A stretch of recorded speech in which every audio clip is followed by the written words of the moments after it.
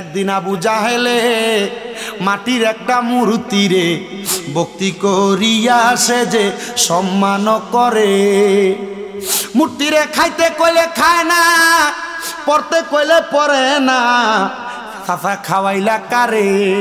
আবু জাহেল রে, আমার রসুল বলতেছে, একদিন আবু জাহেলে মাটির একটা মূর্তি রে ভক্তি করিয়া সে যে সম্মান করে। মূর্তিরে খাইতে কইলে খায় না, পড়তে কইলে পড়ে না, চাচা খাওয়াইলা কারে? ওরে দেহে নাই শক্তি যার কেমন খোদা হয় আপনার, দেহে নাই শক্তি যার কেমন খোদা হয় আপনার, বিবেকটা দেয় না বুঝি আপনার ভিতরে, বিবেকটা দেয় না বুঝি আপনার ভিতরে। নবী আমার নবীজির চাচারা বলতেছে, চাচা এটা তো শক্তি নাই, দেহের মধ্যে বল নাই, আপনি যে এটার পূজা করতেছেন। না না চাচা, আপনি এমন একজন খোদারে তালাশ করেন যিনি লা ইলাহা ইল্লাল্লাহ আমার ব্যাপারে বলেছে আনা মুহাম্মাদুর রাসূলুল্লাহ, ওই খোদারে তালাশ করে। মুহাম্মাদুর রাসূলুল্লাহ এমন দাওয়াত দেওয়া শুরু করে। আব্দুল উজ্জা কয়, জগতের মানুষ, আমি আমার আব্বাজানকে আব্বাজানের কাছে বললাম, হে আমার আব্বাজান, আপনি কি খবর পাইছেন নি আব্দুল্লাহর বেটা মুহাম্মদ উনি নাকি ইসলাম ধর্মের দাওয়াত দেয়, শান্তির দাওয়াত দেয়? আব্বা ডাক দিয়া কয়, এ আব্দুল উজ্জা রে, তুমি যদি ওই ধর্মটা গ্রহণ করো, আল্লাহর কসম তুমি আমি বাবারে বাবা ডাকতে পারবা না, মারে মা ডাকতে পারবা না, তুমি আমার সম্পদ থেকে আলাদা হয়ে যাইবা। আব্দুল উজ্জা ডাক দিয়া কয়, আব্বা মুহাম্মাদুর রাসূলুল্লাহ আল্লাহ তাআলার বাণী মানুষের কাছে প্রচার করে। বলে কি বাণী? বলে ইন্নাল্লাযীনা আমানু, নিশ্চয় যারা ঈমান এনেছে, ওয়া আমিলুস সলিহাত, নেক কাজ করেছে, শোনো শোনো, উলাইকা হুম খায়রুল বারিয়া, মারহাবা কন্যা, তারা নাকি দুনিয়া এবং আখেরাতের মধ্যে উত্তম ব্যক্তি, সবচাইতে ভালো ব্যক্তি। ওগো বাবা গো, আপনি বলতেছেন আমি সম্পদ পাইতাম না, আপনার বাবা ডাকতাম না, মারে মা ডাকতাম না, আপনি আপনার সম্পদ কোনো কিছু আমারে দিবেন না। এবার আব্দুল উজ্জারে তার বাবা যখন এমন কথা বললেন, আব্দুল উজ্জাকে আমি আমার বাবার কথা শুনলাম, খবর পাইলাম রাহমাতুল লিল আলামিন নবীজি দুনিয়ার জমিনের মধ্যে মক্কাতুল মুকাররমায় আগমন করার পর আমার বাড়ির সামনে দিয়ে হিজরত করে যাবে। আমি আমার নবীর সামনে যেয়ে বললাম, ইয়া রাসূলুল্লাহ, ইয়া হাবিবাল্লাহ, নবী গো, এই মুহূর্তে আপনি আমার ইসলাম ধর্মের কালেমা পড়ায়া দেন না, ইলাহা ইল্লাল্লাহ মুহাম্মাদুর রাসূলুল্লাহ সাল্লাল্লাহু আলাইহি ওয়াসাল্লাম। জোরে কোন সুবহানাল্লাহ। একজন প্রেমিক আসিল গো সোনার মদিনায়, একজন প্রেমিক, ওরে যার প্রেমেতে স্বয়ং আল্লাহ দুনিয়া বানায়, ওরে যার প্রেমেতে দুনিয়া বানায়, একজন প্রেমিক আসিল গো সোনার মদিনায়, একজন প্রেমিক আসিল। ওরে ছিলেন আল্লাহ গোপনের গোপন, নূরে মুহাম্মদী আল্লাহ করিলেন সৃজন। ওরে যিনি পরিফে রাস্তা সকল নবীর নূরের ফসিনা, নূরের নবী শুইয়া আছে সোনার মদিনা। জবান খুলে কোন আল্লাহু আকবার। আরেক প্রকার রুহু অন্ধকার কবরের মধ্যে যায় দেখবে তাদের কবরের ভিতরে আযাব চলতেছে। রুহুরা ডাক দিয়া বলবে, আল্লাহ আমার কবরের মধ্যে আযাব, কিন্তু আমার সাথে যিনি ছিল তিনার কবরে কেন আযাব নাই? আমার আল্লাহ তাআলার ফেরেশতারা জবাব দিবে, রে রুহু, তোমার সন্তান কামাল কান্দির জান্নাতের বাগানে বইসা তোমার জন্য দোয়া করে নাই, দুনিয়ার আড্ডাবাজি রং তামাশার মধ্যে মশগুল ছিল, এই জন্য তোমার কবরটা এমন আযাবযুক্ত। আজকের মাহফিলে বইসা আমরা যদি আমাদের বংশের মানুষের জন্য আল্লাহ তাআলার কাছে দোয়া করি, আমার আল্লাহ তাআলা বংশের মানুষের কবরের আযাব মাফ করতে পারে কি পারে না? বাজান আমার গভীর মনোযোগ, আজকের মাহফিলের মধ্যে আমি আল্লাহ তাআলার কোরআনুল কারীমের সূরা বাইয়িনার একটু আয়াতে কারিমা তেলাওয়াত করেছি। যে আয়াতে কারিমার উপর আমি আপনাদেরকে কয়েক মর্তবা বয়ান শ্রবণ করাইতে চাই। আল্লাহ তাআলা কোরআনুল কারীমের মধ্যে ঘোষণা করে, ইন্নাল্লাযীনা কাফারু, নিশ্চয় যারা কুফরি করেছে, যারা কাফের। এখন আসেন আয়াতে কারিমার এই অংশ থেকে বয়ান করা শুরু করে দেয়। কারা কুফরি করেছে? দুনিয়ার জমিনের মধ্যে আল্লাহর সঙ্গে যারা শিরিক করে, আল্লাহ ছাড়া কাউকে যারা সেজদা করে, আল্লাহ ছাড়া কারোর কাছে যারা মাথা অবনত করে, তারাই হইল কুফরি করনেওয়ালা শিরিককারী বান্দা, মুসলমান ইমানদার। মনে রাখ, আল্লাহ কয় ইন্নাল্লাযীনা কাফারু, নিশ্চয় যারা কুফরি করে।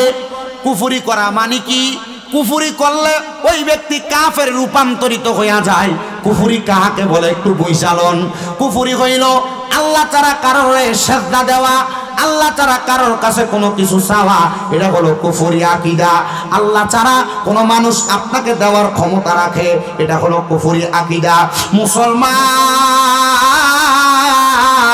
আমার আল্লাহ তাআলা ঘোষণা করে, বান্দা ইন্নাল্লাযীনা কাফারু, যারা কুফরি করেছে, মিন আহলিল কিতাব, এবং যারা আহলে কিতাবের অন্তর্ভুক্ত। এমন অনেক মানুষ আছে দেখবেন এলাকার মধ্যে, আমরা কোরআন মানি হাদিস মানি না, হাদিস মানি কোরআন মানি না, অথবা কোরআনে আছে হাদিসে আছে, কিন্তু এই কোরআনের কথাটাই সত্য, হাদিসের কথাটা এমন ভাবে অনেক লোক বইলা দিছে। না না না, এমন অনেক লোক থাকবে যারা আহলে কিতাব শুধু কোরআনের কথা বলতে থাকবে। আপনাদের এলাকায় থাকতেও পারে, নাও থাকতে পারে। বাংলাদেশে হিজবুত তাওহীদ নামক একটা দল আছে যারা শুধু কোরআন নিয়ে জাস্টিফাই করে, যাচাই করে কথা বলে, নবীর হাদিস মানতে চায় না। কিন্তু যারা প্রখ্যাত আলেম, তারা কোরআন এবং হাদিসকে যাচাই বাছাই করে ইজমা এবং কিয়াসের মাধ্যমে তার জীবন চলার মানদণ্ড ইসলাম কি বলে সেটা যাচাই বাছাই করে। এজন্য মনে রাখবেন, আমরা কোরআন এবং হাদিস, ইজমা, কিয়াস সকল কিছু মাইনা মুসলমান। কথা বলেন ঠিক কিনা? আল্লাহ বলেন যারা কুফরি করে এবং আহলে কিতাব ওয়াল মুশরিকিনা, এবং যারা শিরিক করে, আল্লাহর সাথে শিরিক করে, আল্লাহ তারা কাউকে সেজদা করে, ফি নারি জাহান্নামা, ওই ব্যক্তি, তিন ধরনের ব্যক্তিদের ঠিকানা হলো জাহান্নাম। আল্লাহ তারা কারা? এক নাম্বার যারা কাফের, দুই নাম্বার যারা আহলে কিতাব, তিন নাম্বার যারা মুশরিক বেঈমান, তারা জাহান্নামে যাবে। সাহাবায়ে কেরাম ডাক দিয়া কয়, ইয়া রাসূলুল্লাহ, ইয়া হাবিবাল্লাহ, নবী গো, আপনার কাছে জানতে চাই তারা কারা, তাদের পরিচয়টা আপনি নবী আমার জানাইয়া দেন। নবী আমার কয়, এদের পরিচয় যদি জানতে চাও, তোমরা তাকাও দুনিয়ার জমিনে, এরা যখন নামাজের মধ্যে সেজদা অবনত করবে, সেজদা অবনত করার সময় এদের দুনিয়ার প্রতি খোশ লালসা থাকবে। এমন অনেক মানুষ আছে কামালকান্দি এলাকার, নামাজ পড়ে হারাম খায়, সুদ খায়, ঘুষ খায়। নাই? হ্যাঁ, কামালকান্দি এলাকা এমন মানুষ নাই যাদের সিনাটা হারাম খাবার দ্বারা ভরপুর, যাদের পেটটা হারাম খাবার দ্বারা ভরপুর, মসজিদে ইমামের পেছনে যা দাঁড়ায় কিন্তু সুদের টাকা খায়, ঘুষের টাকা খায়। এদের সিনা মরে গেছে, এদের অন্তরটা কুফরি দ্বারা ভরপুর হয়ে গেছে। কারণ যারা কুফরি করে, যারা দুনিয়াতে আল্লাহর কোরআন বলে হারাম খাইও না, তারা হারাম খায়, এদের সিনাটা কুফুরে ভরপুর হয়ে গেছে। তারা দুনিয়ার জমিনে আল্লাহর কোরআন বলে তোমরা নামাজ পড়ে একাগ্রতার সহিত, তারা নামাজ পড়ে মানুষকে দেখাইবার লাগা, তসবিহ করে মানুষকে দেখাইবার লাগা। এবার আপনারা বলেন, এমন সোট্টা মার্কা মুসল্লি এবং এমন হারামখোর এই কামালকান্দি এলাকায় আছে না নাই? শুধু কামালকান্দি না রে বাবা, সমস্ত বাংলাদেশের আনাচে কানাচে প্রত্যেক এলাকায় দুই একটা এমন ভাইরাস পাওয়া যায়, তারা সুদে টাকা লাগিয়ে দামি বিল্ডিং বানায়, দামি ঘর বাড়ি বানায়। ও মুসলমান, এই কাজগুলা কেন করে আমি জানি না, তবে একটা কথা মনে রাখবা, আমার আল্লাহ তাআলা হারাম খাবারে সুদটারে হারাম করে দিছে। আর জানাইয়া দে বান্দা, এই হারাম খাবার সুদটা যেই বান্দা খাইব, তার জন্য কবরের মধ্যে আমার আল্লাহ তাআলা রাখছেন আযাবুন শাদীদ, যন্ত্রণাদায়ক শাস্তি। ওই শাস্তিটা কেমন জানো? আল্লাহ তাআলা ওই বান্দাটারে যখন দুনিয়াতে মারব, একটা তাজা বকরির লটকে দিয়া শরীরের চামড়াটা টাইনা টাইনা ছিললে, এই তাজা খাসিটা বকরিটার শরীরের চামড়া জীবিত অবস্থায় ছিঁড়ে ফেললে তার যত কষ্ট হবে, এই হারামখোরটার শরীর থেকে রূহ বাহির করলে তার এমন কষ্ট হবে। কবরে যাওয়ার পর ওই বান্দার রূহ যখন কবজ করবে বুঝাইলে ওই বান্দার রূহ যখন আসমানের দিকে নিয়ে যাইব, আসমানের দরজার মধ্যে 19 জন ফেরেশতা ওই বান্দার দিকে থুতু নিক্ষেপ করবে। কারণ বান্দা হারামখোর, বান্দা বেআমল, বান্দা বেঈমান। এই জন্য বান্দাকে কবরের মধ্যে এমন লাঞ্ছনা দেওয়া হবে, শাস্তি দেওয়া হবে। এবার যারা হারামখোর, সুদখোর নাই, সুদখোর নাই, লম্বা লম্বা কথা কামালকান্দির দোকানে বইয়া বইয়া কয়, কিন্তু এ খায় হারাম, খায় সুদ, কথা কয় না। বাইবাতি যা জমি দখল করে খায়, এমন লোক নাই আপনার এলাকার? আরে এমন কোন এলাকা বাদ নাই, আপনার এলাকায় যেমন আমার এলাকায় তেমন অবস্থা। বলে হুজুর কেন? কারণ হইলে এদের অন্তরটা মোহর মারা, এদের অন্তরটা একবারে ঢাকনা দেওয়া। এরা মনে করতেছে দুনিয়াই দুনিয়া, এরা জানে না দুনিয়া ও মাজরাতুল আখিরা। দুনিয়া হইল আখিরাতের শস্য ক্ষেত্র, একটা বাগান। দুনিয়াতে যে শস্য রোপণ করবা আখিরাতে তা পাইবা। এই জন্য আসে কয়, ওরে বিচার হবে কর্ম অনুসারে, কঠিন হাসরে বিচার হবে কর্ম অনুসারে। বলেন বিচার হবে কঠিন হাসরে, বিচার হবে।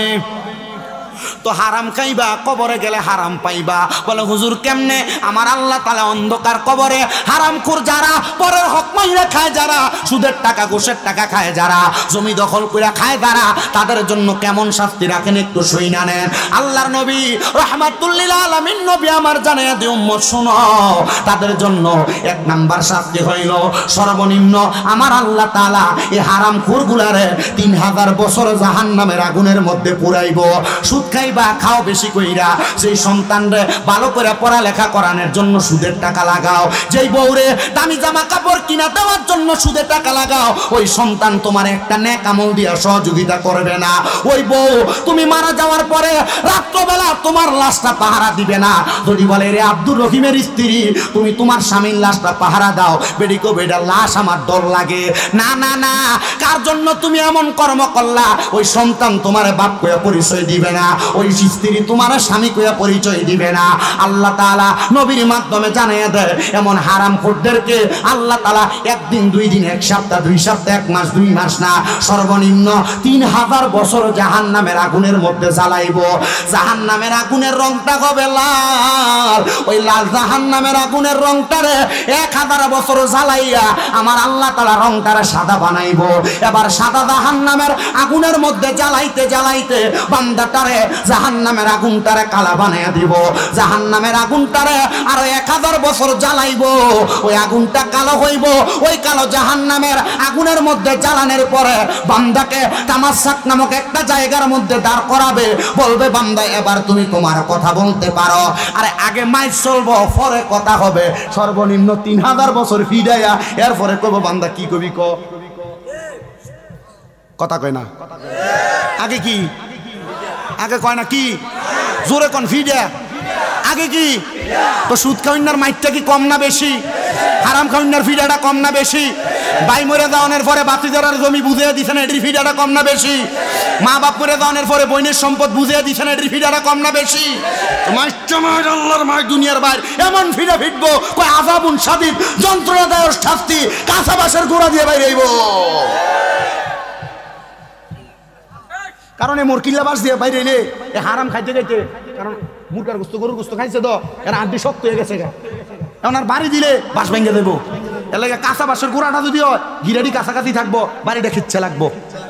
কথা কন না কেন? এখন আর বেড়ারা সুদরা খায় না, এখন বেডিটারে দিয়ে সুদের ব্যবসা করায়। বাড়ি বাড়ি এখন বেডিরা সুদের ব্যবসা করে, আছে না নাই? আল্লাহর কসম মা বোন যারা পর্দার হলে শুনছো, এই সুদের টাকা ঘুষের টাকা পরের হকের টাকার উপর লোভ কইরা হারাম টাকা খাইয়া শরীরে সৌন্দর্য বাড়াইবা, দামি পোশাক পরবা, আল্লাহর কবরের আযাব থেকে বাঁচতে পারবা না, বাঁচতে পারবা না, বাঁচতে পারবা না। কথা বলেন ঠিক কি না?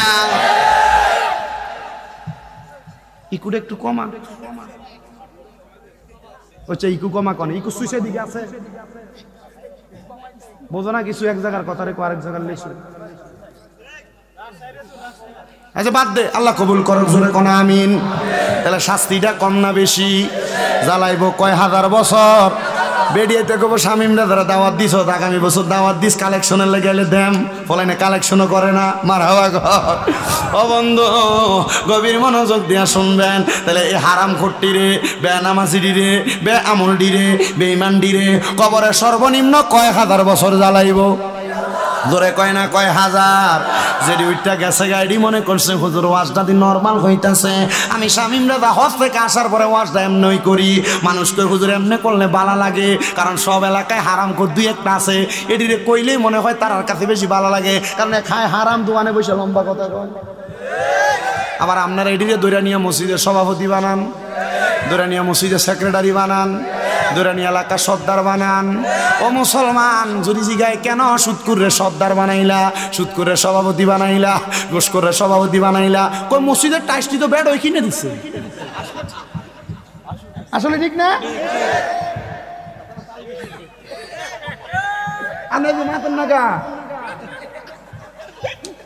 কথা সত্য না মিথ্যা? মসজিদের ইমাম সাহেবের বেতন দেয়, সুদ করে দেয়, সেক্রেটারি দেয়। আপনার এলাকায় আছে কিনা এটা আমি জানি না, তবে বিভিন্ন এলাকায় অবস্থাটা এমন হয়ে রয়েছে। ও মুসলমান, আপনার এলাকায় আওয়ামী লীগ সরকার পতনের পরে অসুবিধা হইতেছে আপনারা। আমি রাজনৈতিক বক্তব্য দেই না, আমি রাজনীতির অন্তঃস্তরও বুঝি না। আওয়ামী লীগ সরকার পতনের পরে আমরা এলাকার মেম্বার আগে সভাপতি ছিল, তো মোটামুটি সরকার পতনের পরে সবাই তো একটু বাগুন্তিত, ঠিক না? বাগুন্তিত, তবে বালা মানুষটি বাগছে না। কইতাম দেন করতে, আমি কিন্তু কথা কইতামও জানি, আবার একজনের রাগাত বেজ্জতি করে খারাপ সম্মানও দিতাম জানি। মানে আপনি আলেম মানুষ, আমি লোক কথা দিয়ে কইতেছেন, আমার কথা আপনি যা কইবেন কথা এটাতে ইয়া ভরবো, শুধু একটু কইতাম দেন না। ঠিক আছে, আল্লাহ কবুল করুক। শোনায় আমিন। আমি বুঝছি, শুনছি। এবার বেড়াদন চলে গেছে, কারণ আমরা এলাকায় নিজে নিজে সভাপতি ঘোষণা দিছে, মসজিদে নিজে দাঁড়াই গেছে বড় সপ্তাহ, এখন থেকে আমি সভাপতি। এ বাবা, সভাপতি ওই ব্যক্তি হবে ইমামের অনুপস্থিতিতে মসজিদের ভিতরে 5 ওয়াক্ত নামাজ পড়ানোর ক্ষমতা যে বেড়া রাখে। কারণ বেড়ারে সেজদার ভিতরে ফালাই দিয়ে তো বেটা মুসল্লি ফালাই বাঁকবো, কারণ বেটা সুরা ফাতেও ঠিক করে ভরতে জানে না। আল্লাহর কি কুদরতের খেলা! এ বেটা সভাপতি ঘোষণা দেওয়ার 2 সপ্তাহ মাথা এলাকার এক মাইয়া তার বাড়িতে আইতো যাইতো, ওই মাইয়ার লোক অপকর্ম কইরা ধরা, মাইয়া দিছে মামলা, 3 লাখ টাকা দিয়ে সমাধান। ওমা, আমি কইলাম সভাপতির যদি এই দশা হয় সমাজ পরিচালনা কেমনে করব? তো সমাজ পরিচালনা করতে দেয়া কেউ যদি এমন অপকর্ম করে তে তো তলে দিয়া খাইয়া এরপরে এইটারও জাহাজ বানিয়ে দিব। আল্লাহর কাছে কইছি, আল্লাহ বাংলাদেশের বড় বড় জায়গাগুলা খালি পড়া রইছে, ওই জায়গাগুলার ভিতরে এমন কিছু লোক বসায়া দাও যারা বসার কারণে বাংলাদেশে কোনোদিন দুর্নীতি চলবে না, অত্যাচার চলবে না, অনাচার চলবে না। বাংলার সংসদে কোরআনের আইনটা বাস্তবায়ন কইরা দাও। কোরআনের আইন বাস্তবায়ন হইলে মানুষের জমি দখল হবে না।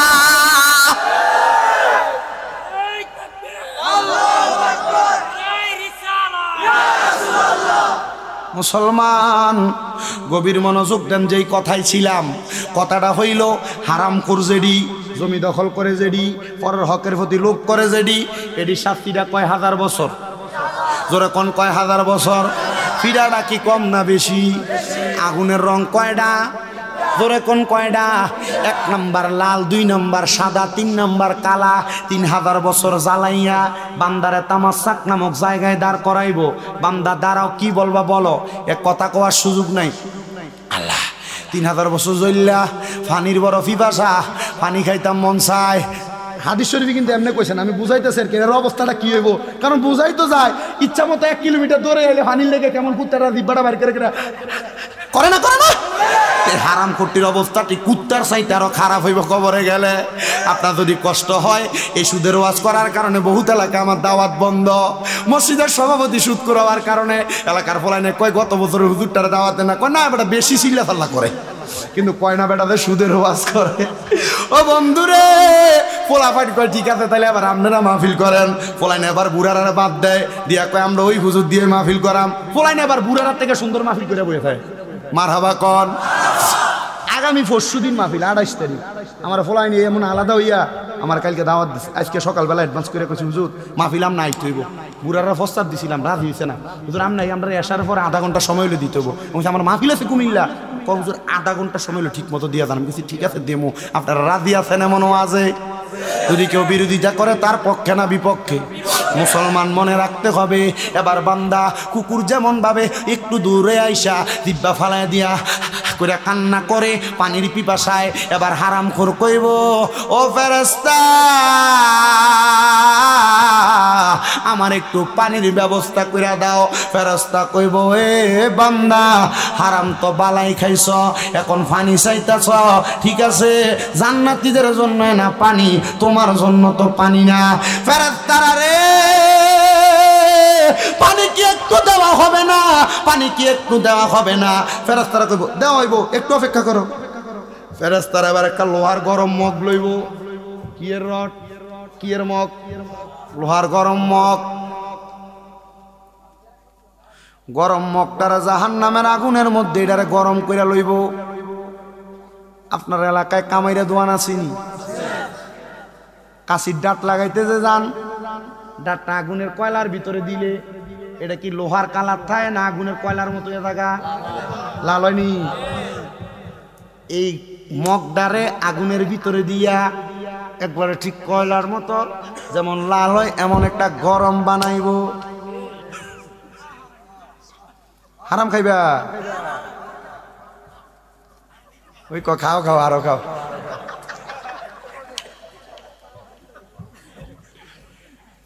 এটারে গরম বানাইয়া, পানিটা কি মজার পানি শুনতেন না? এবার অন্য জাহান্নামীরারে জাহান্নামের আগুনের ভিতরে যে ফুরছে, শরীরে চামড়াটি ফুইরা ফুইরা রক্ত আর ফুসডি যে ফরছে, এই পাত্রটার ভিতরে এবার রক্ত আর ফুস লইব। পানির পিপাসা, রক্ত আর পুষ কেন? বলে রক্ত আর পুষ গুলা লইব। হাদিস শরীফ ওলামায়ে কেরাম আছে জিগান, এটার নাম হইল তিনাতুল খাবাল। নাম কি? তিনাতুল খাবাল, মানে রক্ত এবং ফুস, রক্ত এবং ফুসগুলা নিয়ে কইব নেখা। আরে দুনিয়াতে পানির ভিতরে একটা মশা পড়লে মশাওয়ালা পানি ফালাইয়া দিতাম, গ্লাসে 3 বার বালা করে মোড়াইয়া ধুইতাম, এরপরে পানি খাইতাম। এটা কেমনে খাইব? বলে সুদ যে খাইছো মজা কইরা, হারাম যে খাইছো মজা কইরা, এটাও খাও মজা কইরা। তখন বান্দা সহ্য করতে পারবে না, মজা কইরা এবার তিনাতুল খাবাল রক্ত আর পুষগুলা খাইব। খাইতে দেরি রে ফেটের নারী বুড়ি গুলা পায়খানার রাস্তা দিয়া নিচের দিকে পড়ব। বান্দা কইব যদি জানতাম হারাম খানা খাওয়ার কারণে আমার আল্লাহ তাআলা এত কঠিন শাস্তি প্রদান করব, আল্লাহর কসম এমন হারাম খানা আমি খাইতাম না, এমন হারাম পথে আমি থাকতাম না, এমন হারামীদের সঙ্গে আমি চলতাম না। বলে হুজুর আমি তো সুদ খাই না, আমি বিপদে পড়ে মাঝে মাঝে সুদের টিয়া নেই। এটা যদি কেউ নিয়ে থাকো আল্লাহর কসম খাওইনা খাইয়া যাই শাস্তি পাইব, নেউইনা একই শাস্তি পাইব। অনেকে চিন্তা করে হুজুর আমি তো সুদ খাই না, ঘুষ খাই না, এলাকার শিক্ষিত মানুষ, কিন্তু সুদের উপর যখন কেউ টাকা নেয় স্ট্যান্ডটা আমারে দিয়া লেহায়। আল্লাহর নবী কয় এ সুদের টাকার কাতেব যে বেড়া ব্যাংকে চাকরি করি না থাকলে সুদের উপরে যে টিহা দেয়, লোন দেয়, তার কবরের ভিতরে সে চলে একবার কবরের ভিতরে। আমার এই শুধু একটা হাদিসের কথা শুনা আমার মুসল্লি 3 জন ব্যাংকে চাকরি চাইছে। আলহামদুলিল্লাহ পড়েন, আর জোরে পড়েন আলহামদুলিল্লাহ। ওই কাতেব যারা তাদেরকে পর্যন্ত খানেওয়ালা যে শাস্তি পাবে, দেনেওয়ালা সেই শাস্তি পাবে, এবার যিনি লিখবে তিনি সেই শাস্তি পাবে। বলে হুজুর আমি লেখিও না, আমি এলাকার প্রাপ্তবয়স্ক সর্দার মাতাব্বর, তো 1 লাখ 2 লাখ টাকা দেওয়ার সময় বেড়ারে সাক্ষী রাখে, যেহেতু আপনি সর্দার আপনি আমার সাক্ষী থাকেন, তে আমার কাছ থেকে 5 লাখ নিতেছে। এবার কয় এ সাক্ষী যে বেড়া, এ বেড়ারে খাউইনার মতো শাস্তি সমানভাবে কবরে দেওয়া হইব না রে না। ও মুসলমান, এই সুদের কারণে, হারাম সম্পদ ভক্ষণ করার কারণে, কোন মানুষের সম্পদ লুটতরাজ করার কারণে আল্লাহ তাআলা আপনাকে কবরে যন্ত্রণাদায়ক শাস্তি প্রদান করবে। আল্লাহ তাআলা ঘোষণা করে বান্দা শুনে নাও রে বান্দার দলেরা, উলাইকা উলাইকা হুম শাররুল বারিয়া। এ বান্দা শুইনা লও, এই মানুষগুলা এমন শাস্তি পাবে যারা মানুষের কাছে নিকৃষ্ট হিসেবে প্রমাণিত হবে। কেমন নিকৃষ্ট? দুনিয়ার মানুষ দুনিয়াতে তাদের সঙ্গে সম্পর্ক রাখে, সুদখোর দোকানে গেলে একটা চা খাবায়, তার পক্ষে সিফাই গায়, আছে না এলাকাত, তার পক্ষে কথা বলে, তার পক্ষে গুণগান গায়। আল্লাহর নবী কয় এই মানুষগুলা তাদের মতো নিকৃষ্ট। উলাইকা হুম শাররুল বারিয়া, তাদের মতো নিকৃষ্ট মুনাফিক, মুশরিক, কুফরি করনেওয়ালা ব্যক্তি। মুসলমান শুইনা লও। কেন আমি আয়াতে কারিমাটার এতটুকু পর্যন্ত বললাম। দুনিয়ার জমিনের মধ্যে আপনি যদি খারাপ পথের মধ্যে থাকেন, আপনি খারাপের কারণে কবরের মধ্যে কঠিন যন্ত্রণা শাস্তি ভোগ করা লাগবে। এমন একজন আল্লাহর বান্দা যার নাম হযরতে আব্দুল উজ্জা, উনি বলেন দুনিয়ার জমিনের মধ্যে আমি মক্কাতুল মুকাররমা এবং মদিনাতুল মুনাওয়ারা দুইটা জায়গার মাঝখানে বসবাস করতে লাগলাম। এমন টাইমে আমি যখন আব্দুল উজ্জা ইসলাম ধর্মের দাওয়াত কোনো জায়গায় পাই না, কিন্তু শুনতে পাইলাম মক্কাতে এমন একজন রাসূলের আগমন হয়েছে, যেই রাসূল মক্কা শরীফের মধ্যে ইব্রাহিম আলাইহিস সালাতু ওয়াস সালামের পরবর্তী মানুষেরা, আহলে কিতাবরা, কাফেরেরা, মুশরিকেরা মূর্তি রাখিয়া দিছে। ইব্রাহিম নবী আইসা ওই মূর্তিগুলার ওই জায়গার মধ্য থেকে বিদায় করেছিল। এবার অনেক মুশরিকেরা আবার কাবার মধ্যে মূর্তি লাগাইছে। মুহাম্মদ সাল্লাল্লাহু আলাইহি ওয়াসাল্লাম নবুয়ত প্রকাশ হওয়ার পরে ওই কাবা ঘরের মূর্তিগুলা ভাঙছে। আব্দুল উজ্জা কয় আমার কাছে বড় ভালো লাগছে আল্লাহর হাবিব মুহাম্মদুর রাসূলুল্লাহ সাল্লাল্লাহু আলাইহি ওয়াসাল্লাম, উনি বলেন আমি যখন দুনিয়ার জমিনের মধ্যে বয়স যখন মাত্র 13 বছর, কত?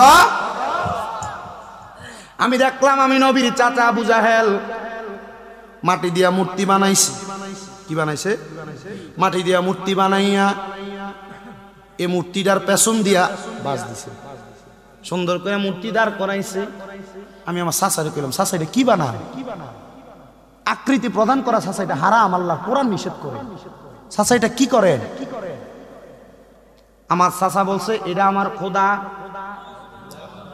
এটার নাম ছিল লাত। নাম কি ছিল? লাত। চাচা এটারে কি করেন? বলে এটারে আমি পূজা করি, এটা আমারে খাওয়ায়, এটা আমারে পড়ায়, এটা আমার রিজিক দেয়। আল্লাহু খায়রুর রাজিকিন, উত্তম রিজিক দাতা কে? খাওয়ায় কে? পড়ায় কে?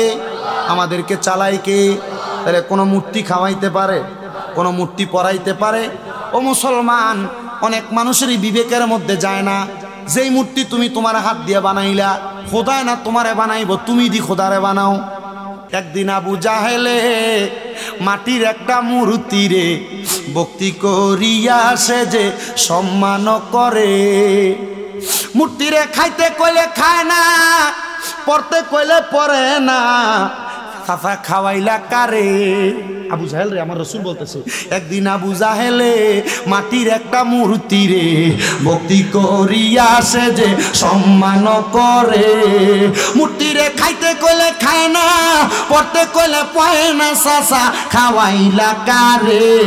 ওরে দেখে নাই শক্তি যার কেমন খোদা হয় আপনার, দেখে নাই শক্তি যার কেমন খোদা হয় আপনার, বিবেকটা দেয় না বুঝি আপনার ভিতরে, বিবেকটা দেয় না বুঝি আপনার ভিতরে। নবী আমার নবীজির চাচারে বলতেছে চাচা এটা তো শক্তি নাই, দেহের মধ্যে বল নাই, আপনি যে এটার পূজা করতেছেন। না না চাচা, আপনি এমন একজন খোদারে তালাশ করেন যিনি লা ইলাহা ইল্লাল্লাহ আমার ব্যাপারে বলেছে আনা মুহাম্মাদুর রাসূলুল্লাহ, ওই খোদারে তালাশ করে মুহাম্মাদুর রাসূলুল্লাহ এমন দাওয়াত দেওয়া শুরু করে।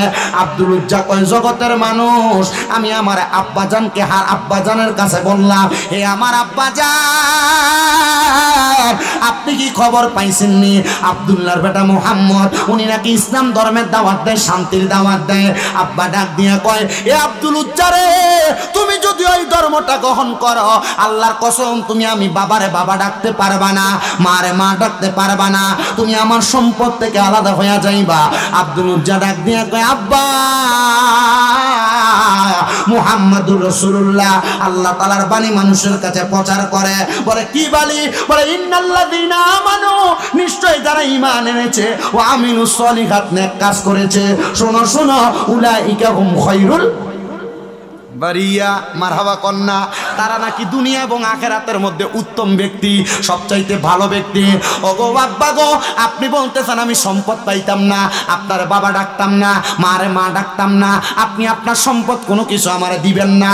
এবার আব্দুল উজ্জারে তার বাবা যখন এমন কথা বললেন, আব্দুল উজ্জাকে আমি আমার বাবার কথা শুনলাম, খবর পাইলাম রাহমাতুল লিল আলামিন নবীজি দুনিয়ার জমিনের মধ্যে মক্কাতুল মুকাররমায় আগমন করার পর আমার বাড়ির সামনে দিয়ে হিজরত করে যাবে। আমি আমার নবীর সামনে যেয়ে বললাম, ইয়া রাসূলুল্লাহ, ইয়া হাবিবাল্লাহ, নবী গো, এই মুহূর্তে আপনি আমার ইসলাম ধর্মের কালেমা পড়ায় দেন না, ইলাহা ইল্লাল্লাহ মুহাম্মাদুর রাসূলুল্লাহ সাল্লাল্লাহু আলাইহি ওয়াসাল্লাম। জোরে কোন সুবহানাল্লাহ। একজন প্রেমিক আসিল গো সোনার মদিনায়, একজন প্রেমিক ওরে যার প্রেমেতে স্বয়ং আল্লাহ দুনিয়া বানায়, ওরে যার প্রেমেতে দুনিয়া বানায়, একজন প্রেমিক আসিল গো সোনার মদিনায়, একজন প্রেমিক আসিল। ওরে ছিলেন আল্লাহ গোপনের গোপন, নূরে মুহাম্মদি আল্লাহ করিলেন সৃজন। ওরে যিনি পরিফে রাস্তা সকল নবীর নূরের ফসিনা, নূরের নবী শুইয়া আছে সোনার মদিনা। জবান খুলে কোন আল্লাহু আকবার। আব্দুল উজ্জা একটা ডাক দিয়া কয়, জগৎবাসী রে, আমি যখন ইসলাম কবুল করলাম, বাড়িতে যাওয়ার পর দরজার মধ্যে আমার আব্বা দাঁড়ানো, আমি তাদের কাছে প্রকাশ করলাম না।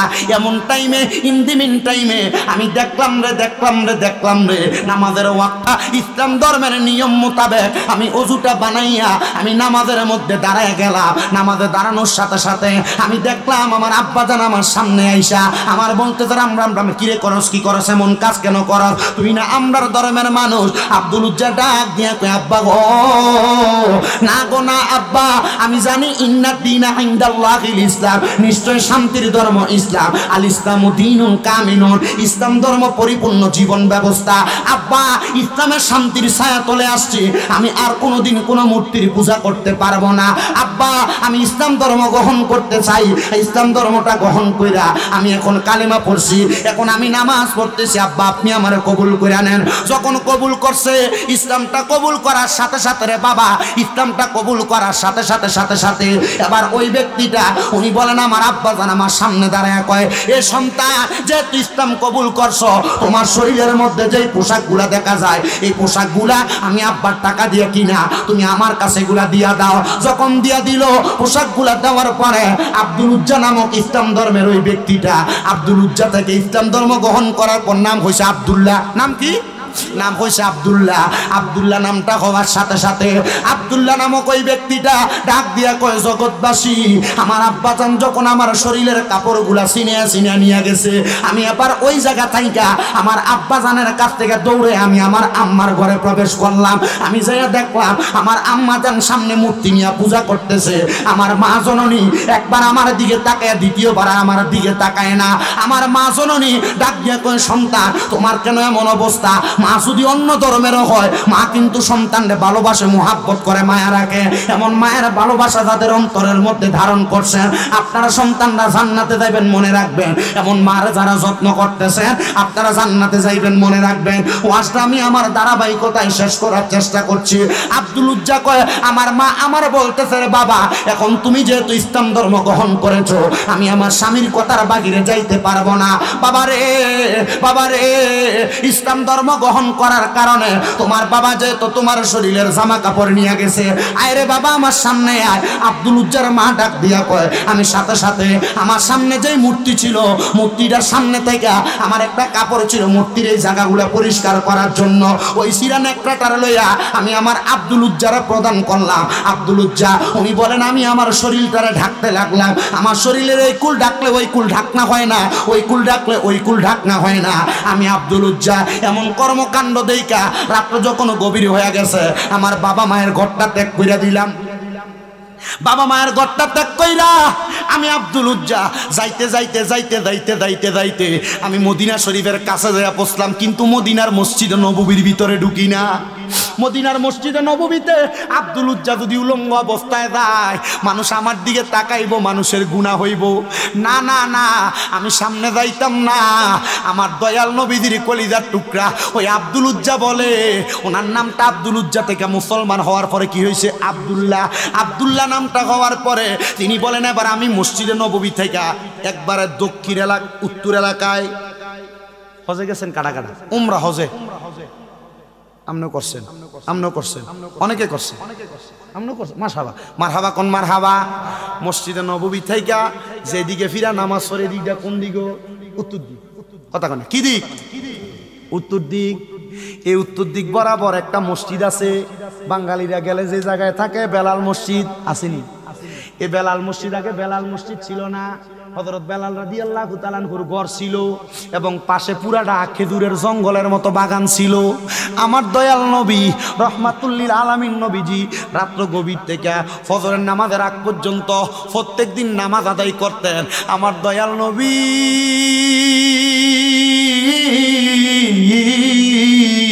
ওই দিন আর নামাজের মধ্যে দাঁড়ায় না। আমার দয়াল নবী নবীদের বিছানা থেকে উইটা ফজরের নামাজের পূর্ববর্তী সময়ে নবী দরজা খুলে বাইরে হইয়া যায়। এমন টাইমে আমার নবীর কলিজার টুকরা স্ত্রী আম্মা জান আয়েশা সিদ্দিকা ডাক দিয়া কয়, নবী গো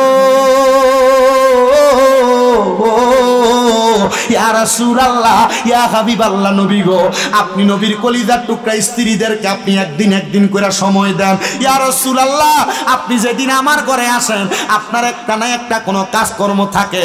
ইয়া রাসূলুল্লাহ, আপনি আমারে অল্প সময় দিয়ে আপনি কোথায় যেন চলে যান, আজকে দিয়ে আপনি এত তাড়াতাড়ি আমার ঘর থেকে চলে যান। নবী গো নবী গো নবী গো আপনি কোথায় যান একটা বার আমারে বলবেননি?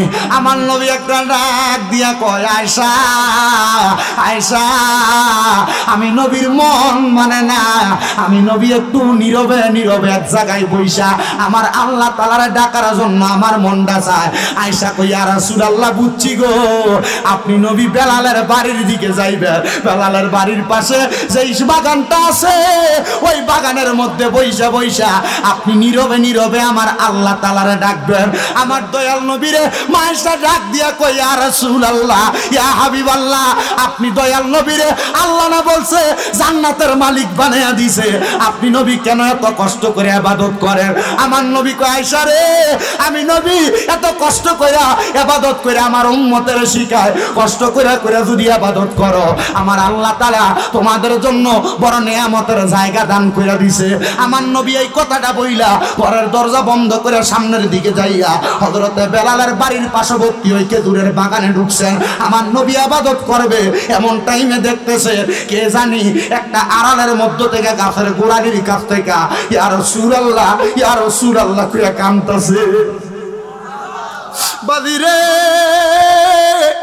ইসলাম ধর্ম গ্রহণ কইরা নবীর সাহাবীরা কত কষ্ট করছে, আমরা তো রেডিমেড ইসলামটা পাইয়া এখনো পর্যন্ত আমরা মুসলমানের সাথে সাজাইতে পারি নাই। দাড়ির স্টাইল করে একটা, হাঁটার স্টাইল করে একটা, প্যান্টের ডিজাইন একটা, শার্টের ডিজাইন একটা, চলাফেরার স্টাইল আর একটা। মুসলমানের শুরুতে কোনো নিতে পারি নাই। একটা বার চিন্তা করো, মুসলমান হইয়া মুসলমানের মতো যদি তুমি তোমার জীবনটারে না সাজাইতে পারো, কবর হাসর মিজানের মধ্যে যাওয়ার পরে আমার নবী যদি তোমারে দেইকা কয় আমি তোরে চিনি না, ওই কবরের মধ্যে তোমার বাঁচার মতো কোনো উপায় নাই। দাড়িগুলারে ক্লিন শেভ করার আগে একবার চিন্তা করো, একবার চিন্তা করো। ওই কবরের মধ্যে প্রশ্ন তিনটা, মান রব্বুকা ওয়া মান দীনুকা, তুমি বলবা রব্বি আল্লাহ, দীনি আল ইসলাম। কবরে প্রশ্ন আমার নবীর সামনে দাঁড় করে কইব, ওয়া মান হাদার রাসূল, এই ব্যক্তিরে চিনোনি? আমার নবী যদি তোমার দিকে তাকায়া দেখে তোমার মুখের মধ্যে নবীর সুন্নত দাড়িগুলা নাই, নবী যদি কয় তোরে আমি চিনি না, উপায় নাই, উপায় নাই। ওই কবরের মধ্যে বাঁচার মতো কোনো উপায় নাই। মনে কষ্ট নিয়েন না, মনে আঘাত নিয়েন না রে বাবা। আমি চাই না আমার এই মুরাদনগরের কোনো মানুষ জাহান্নামে যাক, আমি চাই না আমার কোনো মুমিন মুসলমান দুজকে যাক, আমি চাই না আমার কোনো ভাইয়েরা একটা ভুলের কারণে তার জীবনের সব আমল বরবাদ হইয়া যাক। বন্ধু আমার, আল্লাহর নবী এবার পেছন থেকে ডাক দিয়া কই, কে রে? এই বাগানের মধ্যে নির্জনে নির্জনের মধ্যে আল্লাহ তাআলার ডাকতাছো আর নবীজির দুরূদ পড়তাছো। ডাক দিয়ে ইয়া রাসূলুল্লাহ, নবী গো আমি হইলাম আপনার পাগলা। আপনি মক্কা থেকে আসার সময় যারা কলমা পড়াইয়া দিয়ে আসছেন, আমি হইলাম সে আব্দুল উজ্জা, আমি হইলাম ওই পরবর্তী নাম আব্দুল্লাহ। আমার নবী কয় আব্দুল্লাহ রে, কেন এই জায়গার মধ্যে আসলা? আব্দুল্লাহ ডাক দিয়া কয় নবী গো ইয়া রাসূলুল্লাহ, আমি এখানে আসছি, আপনার সামনে আমি আসতে পারবো না। নবী কয় সামনে আসো। ইয়া রাসূলুল্লাহ, ইসলাম ধর্মটা গ্রহণ কইরা বাড়িতে যাওয়ার পরে আমার আব্বাজান আমার শরীরের জামা কাপড় সব নিয়ে গেছে। উলঙ্গ অবস্থায় মদিনাতুল মুনাওয়ারার এই এলাকার মধ্যে আসছি, সামনে আসতে পারতেছি না, আমার শরীরের মধ্যে একটা নোংরা জামা লাগানো। ইয়া রাসূলুল্লাহ, আপনি আমার সামনে আসতে বলবেন না? আল্লাহর হাবিব নবীজির চাদর মোবারকটা খুইলা আব্দুল উজ্জারে গাছের আড়ালের মধ্যে দিয়া কয় আব্দুল উজ্জা, এই চাদরটা তোমার গায়ের মধ্যে লাগাও। আব্দুল উজ্জা ওই চাদরটা দিয়ে আব্দুল উজ্জার নিচের অংশটারে ঢাকলেন। আব্দুল উজ্জাটারে লুঙ্গি বানাইছেন। এবার আব্দুল উজ্জা আমার নবীর সামনে আসছে। আমার নবী কয়, আমি তাকে দেখলাম শীতের মধ্যে আমার আব্দুল উজ্জা কেমন জানি কাঁপতাছে। আমি নবীর শরীর মুবারকের মধ্যে আরেকটা চাদর ছিল, ওই চাদরটা খুলে আমি আমার আব্দুল উজ্জার গায়ের মধ্যে পিঠের মধ্যে দিয়া দিছি। দেখলাম আমার আব্দুল উজ্জা একবারে নরমাল হয়ে গেছে। আমি আমার আব্দুল উজ্জারে লইয়া আমি আবার মদিনা শরীফের দিকে যাইতেছি। আমি আর এই জঙ্গলের মধ্যে থাকলাম না, আমি মদিনা শরীফে যাইয়া আমি যখন আমার আল্লাহ তাআলার ইবাদত করতেছি, আমি দেখলাম আব্দুল উজ্জা মদিনা শরীফের মধ্যে বাবে জিব্রাইল একটা দরজা আছে, জান্নাতুল বাকি এবং মদিনা শরীফ নবীজির রওজার মাঝ বরাবর বাবে জিব্রাইল আসেনি। আব্দুল উজ্জা দরজা দিয়ে প্রবেশ কইরাম, মসজিদে নববীতে নবী বাবু সালাম দিয়ে প্রবেশ কইরাম। আব্দুল উজ্জা মসজিদে নববীর মধ্যে ঢুইকা জোরে জোরে কোরআন তেলাওয়াত করে, আউযু বিল্লাহি মিনাশ শাইতানির রাজিম, বিসমিল্লাহির রহমানির রহিম। আব্দুল উজ্জা জোরে জোরে কোরআন তেলাওয়াত করে। হযরত ওমর ডাক দিয়া কয়, আব্দুল উজ্জা আস্তে কোরআন পড়ো, তোমার কারণে অনেকের নামাজে ক্ষতি হইতাছে। আমার নবী কই, ওমর আব্দুল উজ্জারে বাধা দিস না রে। ইয়া রাসূলুল্লাহ, নবী কেন? বলে আমার আব্দুল উজ্জা ইসলামের জন্য মা বাপ ছাইরা দিয়া চলে আইছে। আমার আব্দুল উজ্জা ইসলামের জন্য সম্পদ ছাইরা দিয়া আসছে। আমি নবী আব্দুল উজ্জার নাম দিয়া দিছি আব্দুল্লাহ। সুবহানাল্লাহ। আব্দুল উজ্জা বলেন, নবীজির পেছনে ফজরের নামাজ পড়া আমি যখন রাস্তা দিয়ে হাঁটি, মানুষ আমারে কয়, কি রে আব্দুল উজ্জা, তোমার শরীর থেকে দি নবীজির শরীর মুবারকের ঘ্রাণ পাওয়া যায়। আব্দুল উজ্জা কয়, আমার গায়ে যেই এই যে উপরে জুব্বাটা দেখো, এটা আমার নবীর দেওয়া। আমার পরনে যেই কাপড়টা দেখো, এটা আমার নবীর দেওয়া। মানুষ কয়, তাহলে তুমি তো জুবলা তাইন, দুই জুব্বার মালিক। মারহাবা কোন কি নাম কি?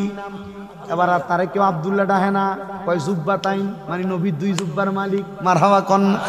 রহমতে আলম নবী সাম, রহমতে নূরে মুজা আমি সাহাবীরা আতর বানাই। গাম বলেন সাহাবীরা, জোরে কোন মারহাবা। আস্তে কইছে মারহাবা, জোরে কোন মারহাবা। আমার নবীজি সাহাবীরে শুধু দুষ্টামি কইরা ভিতর থেকে বিড়াল বাইরেছে। নবী কয়, আবু হুরায়রা বিড়াল বাপ। মানছে আর ওনার আগের নামে ডানে কয় বিড়াল বাপ। মারহাবা কয় না। আবু হুরায়রা উনি বলেন, নবী যে তো আমার বিড়াল বাপ কইছে, আমি আমার নামটা বিলের বাপে রাখলাম। মারহাবা কন্যা।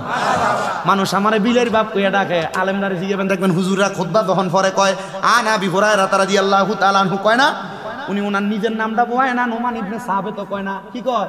আবু হুরায়রা বিলের বাপ। কারণ আমার নবী কইছে এই জন্য নামটা। নবী চাদর পাইছে, কয় এটার নাম জুব্বা তাইন, মানে দুই জুব্বার মালিক। মারহাবা কন্যা।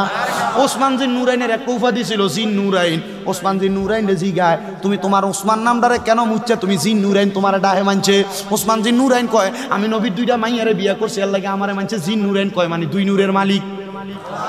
তো নবীর দুই মাইয়া যদি নূর হওয়ার কারণে ওসমান জিন নুরাইন রে দুই নূরের মালিক কয়, তো নবীটা গীতা মারহাবা কন। তবে সাবধান, এগুলা নিয়ে ঝগড়া করবেন না, দ্বন্দ্ব করবেন না, ফাসাদ করবেন না। কেউ মানলে তারে কইবেন ঠিক আছে আপনি মানেন, কেউ না মানলে তারে কইবেন আপনার মতো থাকেন। কারণ দ্বন্দ্ব করলে সমাজে ফিতনা তৈরি হবে। তবে কেউ যদি অস্বীকার কইরা এগুলা নিয়ে দ্বন্দ্ব করবে, মনে করবেন এটা হলো ফিতনাবাজ। কথা কন্যা ঠিক কিনা বন্ধুরে? আব্দুল উজ্জা কই ইসলামের তাবুকের যুদ্ধের ডাক পড়ে গেছে, আমি জোহরের নামাজের আগে নবীর সামনে দাঁড়িয়ে গেছি। আমার নবী কয়, এরে আব্দুল্লাহ, এ জুব্বা তাইব, দুই জুব্বার মালিক, তুমি কেন মসজিদে নববীতে আইছো? আব্দুল উজ্জা কই, নবী গো, ইয়া রাসূলুল্লাহ, ইয়া হাবিবাল্লাহ, নবী গো, আমি যুদ্ধে যামু। আরে নতুন ইসলাম গ্রহণ করছো, মা বাপ ছেড়ে দিয়ে আসছো, এখন কেন যুদ্ধে যাইবা? ইয়া রাসূলুল্লাহ, আমি চাই আমার জীবনটারে আল্লাহর রাস্তায় বিলিয়ে দিতাম। বলে কি লাগা? ইয়া রাসূলুল্লাহ, আপনারা আমার ঈমানের কালেমা পড়াইছেন, আমার ওয়াদা করাইছেন, আমানতু বিল্লাহি ওয়া মালাইকাতিহি ওয়া কুতুবিহি ওয়া রাসূলিহি ওয়াল ইয়াউমিল আখিরি ওয়াল কদরি খাইরিহি ওয়া শাররিহি মিনাল্লাহি তাআলা ওয়াল বাসি বাদাল মাউত। নবী গো, ওয়াদা না করছি, ওয়াদা কেমনে ভাঙতাম? ওয়াদা ভাঙন যাইবো? কথা কয় না। শুধু এই ওয়াদা না, যে কোনো ওয়াদা ভাঙন যাইবনি। ভাই সাহেব, আপনি আমার 10 টাকা দিবেন। ঠিক আছে, দিব কইয়া দেয় নাই, ওয়াদা ভঙ্গ করছে।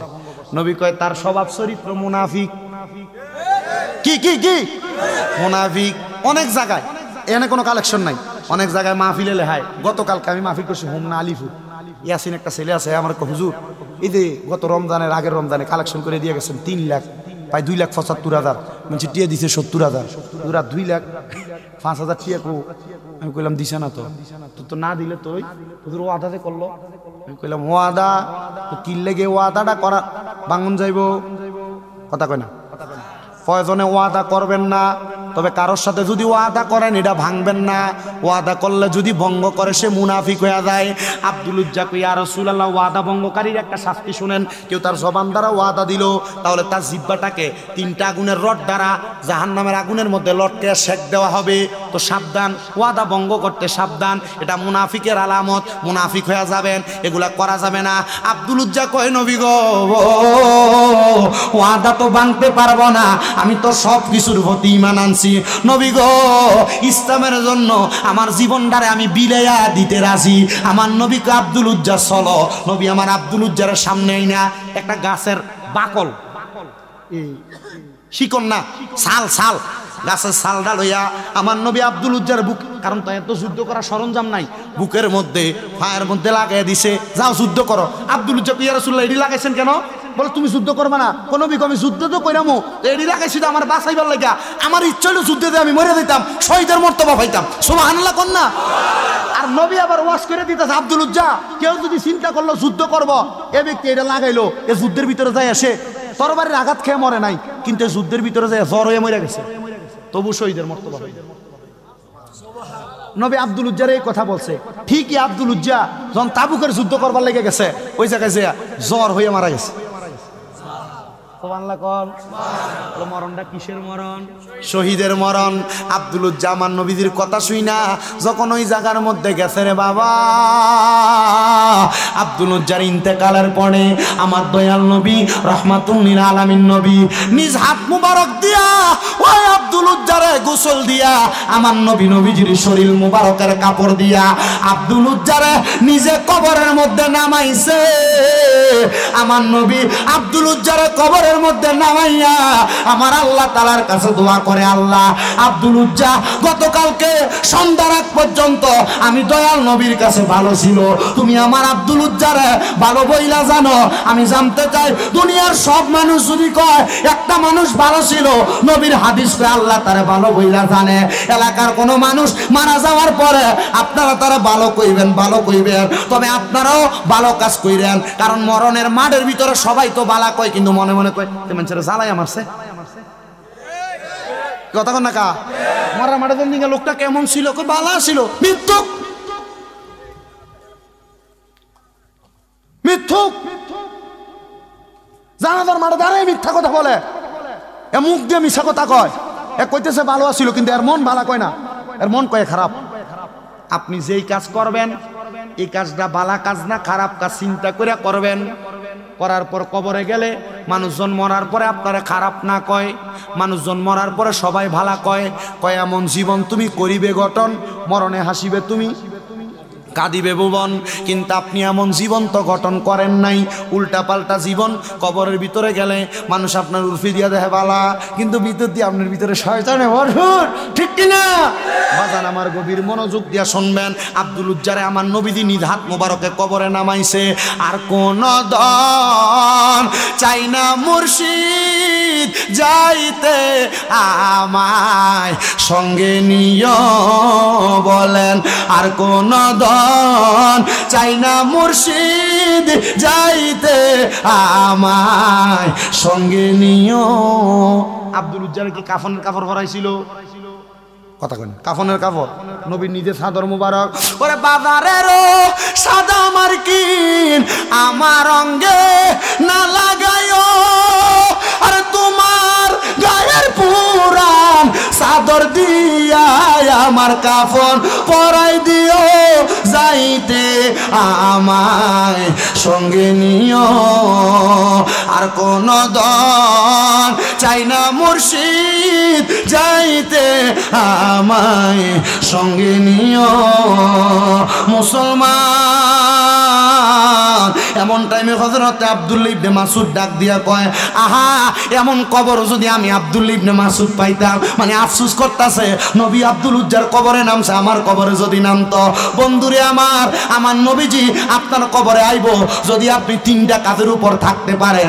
এক নাম্বার আল্লাহর ইবাদত, দুই নাম্বার যদি আপনি শিরিক না করেন, তিন নাম্বার যদি আপনি আপনার পিতামাতার খেদমত করেন। ওই কবরে যখন বিসমিল্লাহি ওয়া আলা মিল্লাতে রাসূলিল্লাহ বলে আপনারে নামাইব, আমার নবীজি নিজ কুল মুবারকে আপনি আশেকরে নিব। এবার আপনারা বলেন আমার কবরের মধ্যে আমার নবী আপনারে কুল মুবারকে নেক আমরা চাই কি চাই না?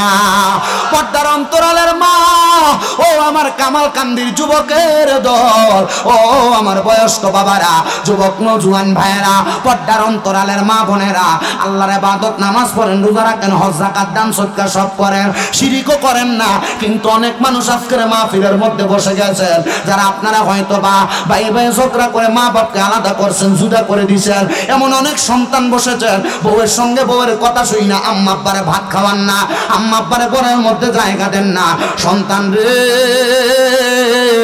দে তোর পাওটা আমার সামনে দে, আমি শামীম রাজা জিব্বা লাগে তোর পাও পরিষ্কার করে দিব। আমি শামীম রাজার ওয়াজ না শুধু, যদি সূরা মুরাদনগরের সবচাইতে বড় আলেম রাইনা কামাল কান্দিতে মাহফিল করাও আর ওয়াজ মাহফিল শুনো, মা বাপরে ভাত না দাও, আম্মা আব্বার লগে খারাপ ব্যবহার করো, আম্মা আব্বারে জুদা করে দিয়া থাকো, আল্লাহর কসম এই ওয়াজ দিয়া কোনো লাভ হবে না। তোমার পায়ের মধ্যে ধরে বলি রে যুবক ভাইয়েরা, এ মুরব্বী বাবারা, এ পর্দার অন্তরালের মা বোনেরা, এমন আম্মা আব্বার কলিজায় মনের মধ্যে যদি আঘাত দিয়া থাকো, আজকে ওয়াদা করবা এখান থেকে বাড়িতে যাইয়া আম্মার পাটার মধ্যে ধরবা, আব্বার পায়ের মধ্যে ধরবা, ধরে বলবা মা ও আব্বা যা আল্লাহর রাস্তায় আমি সন্তানরে মাফ করে দেন। যতক্ষণ পর্যন্ত তোমার মা বাবা মুখ দিয়ে বলছে তোমারে মাফ করে দিছি, ততক্ষণ পর্যন্ত ওই মা বাবার পাও ছাইরো না। এ সন্তান কেমনে রে আম্মা আব্বারে ভাত খাওয়াও না, কেমনে রে আম্মা আব্বারে এক সপ্তাহ এই ভাইয়ের ঘরে এক সপ্তাহ ওই ভাইয়ের ঘরে আলাদা করে দাও। কেমনে রে মা সকালবেলা এক ঘরে ভাত খায়, দুপুরবেলা আরেক ঘরে ভাত খায়, একটু কি মা লাগে না? আম্মা আব্বা তো তোমরা আলাদা করছে না, আম্মা আব্বা নতুন কোনো জামা কাপড় পরে নাই, আম্মা আব্বা তুমি সন্তানদের দামি জামা কাপড় পরাইছে। আজকে তোমার ওই বাবা কবরে, তোমার কাছে টাকার অভাব নাই, মা বাপরে একটু দামি জামা কাপড় পরাইতে পারো না। আজকে মাহফিলের উদ্দেশ্যে তোমার এলাকায় কত মানুষ ঘোরাফেরা করে, কত মানুষ তোমার চোখের সামনে দিয়া ঘুরে, কিন্তু তুমি তো তোমার আব্বা আম্মারে তোমার চোখ দিয়া দেখো না। আগে আম্মা আব্বার কাছ থেকে 5-10 টাকা চায়া চায়া নিতা, এখন মা কবরে, এখন বাবা কবরে, আব্বাটারে 100 টাকা চা খাওয়ার জন্য তুমি হাতে তুইলা দিতে পারো না। দিবা কেমনা রে? ওই আম্মা আব্বা তো অন্ধকার কবরে। আজকের মাহফিলে যারা বসছেন, মাহফিল কবুল হবে কি হবে না এটার গ্যারান্টি কেউ দিতে পারবে না। তবে আমি একটা গ্যারান্টি দিয়া যাই, আগামীকালকে যদি দোকানের মধ্যে বৈশা বৈশা দেখো এলাকার বয়স্ক মানুষরা বলতেছে, হে আমার ছেলে কোনোদিন আমি বাপের লগে অন্যায় করছে না, শামীম রাজার ওয়াজ শুই না আমার ফুটিয়াইয়া রাত্রবেলা আমার পায়ের মধ্যে ধরে মাপ চাইছে, মনে করবা মাহফিলটা আল্লাহর কাছে কবুল হয়ে গেছে। হুজুর আম্মা আব্বার পায়ে ধরে মাপ চামু দূরের কথা, আমি দুই ঈদের সময় আম্মা আব্বার পায়ে ধরে সালাম হইতে করি না। এ সন্তান আম্মা আব্বার পায়ে ধরে সালাম করো না, কিন্তু আল্লাহর নবী শিখিয়ে দেয় আম্মা আব্বার কদমে চুমা দিলে জান্নাতের চৌকাঠে চুমা দেওয়ার সওয়াব পাওয়া যায়। ওয়াদা করো রে, যাদের বাড়িতে আব্বা আছে, যাদের বাড়িতে আম্মা আছে, এখান থেকে যাইয়া আম্মা আব্বার কদমটার মধ্যে দৌড়া দৌড়া চুমু খাইবা, আম্মা আব্বার কদমে দৌড়া মাপ চাইবা। অনেকে চিন্তা করে হুজুর যাদের বাড়িতে মা আছে তারা বাড়িতে যাইয়া মার পায়ে ধরে মাপ চাইব। হুজুর যাদের বাড়িতে বাবা আছে তারা বাড়িতে যাইয়া বাবার পায়ে ধরে মাপ চাইব। আমার তো মা নাই, আমি কার পায়ে ধরে মাপ চাইব? হুজুর যাদের বাড়িতে আব্বা আছে তারা বাড়িতে যাইয়া আব্বার পায়ে ধরে মাপ চাইব। আমার তো আব্বা নাই, আমি কার পায়ে ধরে মাপ চাইব? এ সন্তানের দনেরা, আম্মা আব্বা কবরে চইলা গেছে, আগে বাড়িতে যাইলে দেরি হইলে আব্বা বাড়িতে আর রাস্তার মধ্যে বারবার আসতো, মা ঘরের দরজাটার মধ্যে বইসা থাকতো। এখন রাত্রবেলা বাড়িতে গেলে বাপগুলা স্ত্রী রাইকা দিয়া নিজের মতো করে ঘুমায়, ডাকলেও ঘুম থেকে সজাগ হয় না। এমন মা কার জানি অন্ধকার কবরে, চিন্তা করবা না রে সন্তান। এমন মা যদি কবরে থাকে, এমন বাবা যদি কবরে থাকে, একটু পরে মুনাজাত হয়ে যাবে। আখিরি মুনাজাতের মধ্যে আল্লাহর কাছে দোয়া করবা, রব্বির হামহুমা কামা রব্বায়ানি সগীরা ওয়াকুর রব্বির হামহুমা কামা রব্বায়ানি সগীরা। নবী আমার জানে আদের উম্মত, কোন সন্তানের মা মারা যাওয়ার পরে, বাবা মারা যাওয়ার পরে যদি চোখের মণিকোটার মধ্যে একটা মাছির মাথা পরিমাণ পানি ছাইরা দিয়া ওই সন্তান তার মায়ের জন্য বাবার জন্য কান্দে, ওই পানিটা মাটিতে পড়ার আগে আমার আল্লাহ তার মা বাবার জীবনের গুনাহ মাফ কইরা দেয়। পর্দার অন্তরালে কত মাইয়ারা কামাল কান্দি পাঁচ কিত্তায় আসছে, এলাকায় মাহফিল হবে, মাহফিলের মধ্যে আম্মা আব্বার জন্য দোয়া করবে। অনেকে বাড়িতে আইসা তারা তারার মার মুখ দেখছে না, বাবার মুখ দেখছে না। ও আল্লাহ, আজকের মাহফিলের উসিলায় আপনি না বলেছেন ইন্নাল্লাযীনা আমানু ওয়া আমিলুস সলিহাত, যারা ঈমান আনে এবং নেক আমল করে, উলাইকা হুম খায়রুল বারিয়া, তারা দুনিয়াতে সবচাইতে উৎকৃষ্ট বান্দা। আল্লাহ আমরা আমাদের জীবনে কত নেক কাজ করছি আমরা জানি না, আমরা দাবি করি আমরা ইমানদার। আল্লাহ আমরার ইমানের দৌলত দিয়ে আপনার কাছে ফরিয়াদ জানাই, আজকের মাহফিলের উসিলায় আমরার আম্মা আব্বার কবর আযাব মাফ করেন, বংশের কবর আযাব মাফ করেন, মরণের আগে আমাদেরকে মক্কা মদিনা নসিব করেন। আল্লাহ যেন নসিব করে, জোরে বলেন আমিন। আসলেন নবী এই দরাতে রহমত বরকত নিয়ে, আসুন সবাই তাজিমে সালাম দেই ওই নবীর ইয়া নবী